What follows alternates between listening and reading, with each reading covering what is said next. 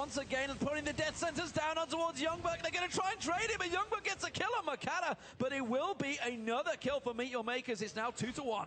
And it got double buffs in that bottom lane now because it transferred back and forth from Youngbuck. That's not the worst thing that could have happened to Youngbuck, but it definitely wasn't good. And MYM could not be happier about that bottom lane beginning.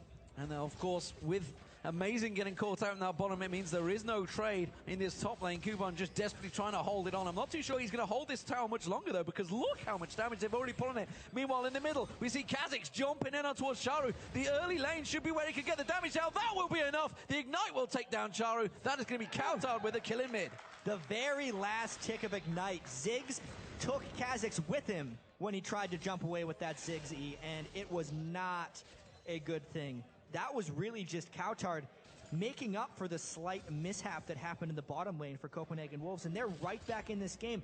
If they take this turret right now, since there was no turret damage done on the other side while MYM was diving, Copenhagen Wolves would already be in the lead. Well, we see that Makata was coming around to try and help, but I don't think they need to go for this one. I don't think they should be either, because there's a lot of damage in this Copenhagen Wolves pairing. They've already realized it. Makata is backing away from this one. Let's actually talk about this mid lane, though, because Coulthard and Kha'Zix, he can really get in the face of Charu. There's actually a little bit of a mismatch in lane phase.